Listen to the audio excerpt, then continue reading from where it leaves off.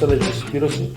Είναι γνωστό ότι είναι το σχήμα που κατεβαίνουμε στις εκλογές στην περιφέρεια και στους Δήμους που στηρίζεται από το Κομμουνιστικό Κόμμα Ελλάδος. Συμμετέχουν όμως αγωνιστές και άλλοι που έχουν διαφορές στο Κομμουνιστικό Κόμμα. Συμφωνούν όμως με τις θέσεις μας για την τοπική διοίκηση, για την περιφέρεια του Δήμους και συμπορεύονται μαζί μας. Και είναι πολύ τυχεροί στα ψηφοδέλτια. Και είναι πολύ περισσότεροι αυτοί που δεν έχουν μπει στα ψηφοδέλτια, αλλά επιλέγουν και δίνουν τη μάχη τους σε αυτήν την κατεύθυνση και μπροστά στις εκλογές του 8 Οκτώβρη.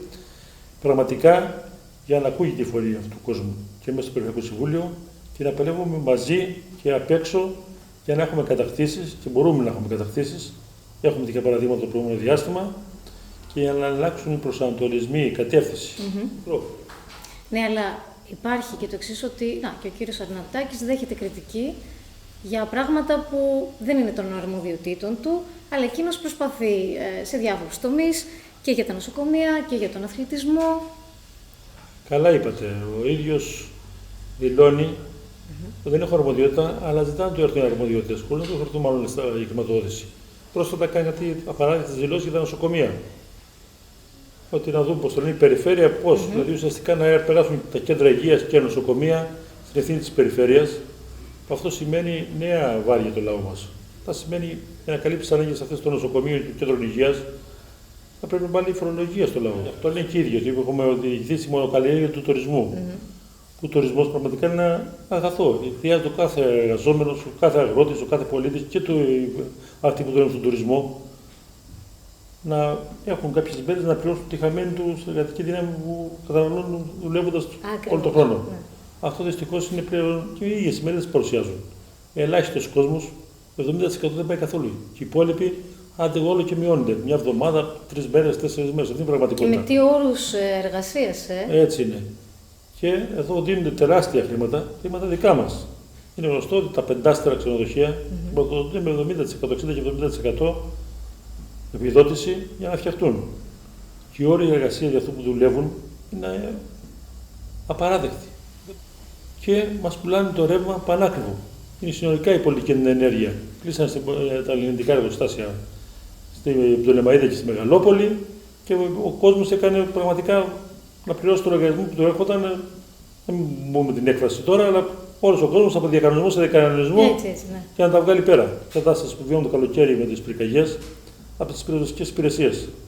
Δεν μπορούμε να διοικηθούν να πιάσει μια φωτιά η αγροτική δρόμη από την περίοδο του 19, από τις πλημμύρες. Δεν έχουν αποκατασταθεί. Είναι σε πολύ άθλια κατάσταση. Πήγαμε από χθες στο Καλοχώρι, 2 χρόνια μετά τους σεισμούς.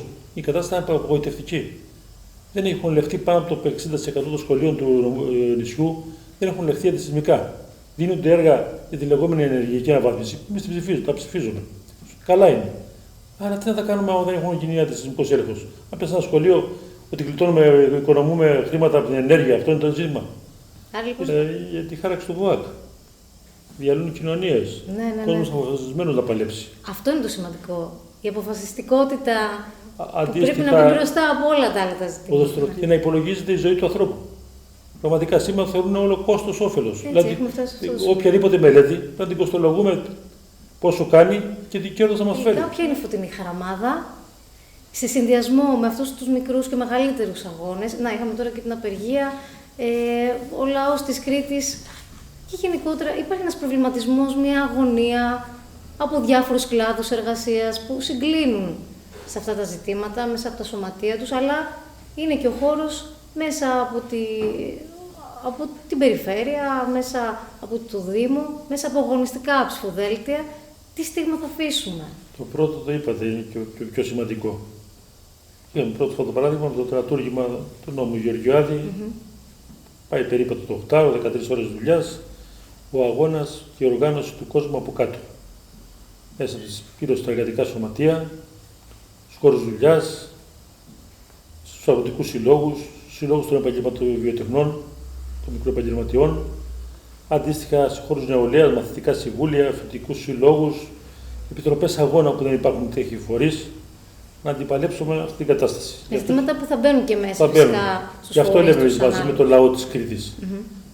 Άρα το ένα είναι η οργάνωση του κόσμου και το αντιπάλεμα στον δρόμο. Είναι το φοβούνται. Όπως το διάολο στο λιβάνι, φοβούνται τον κόσμο, την του κόσμου.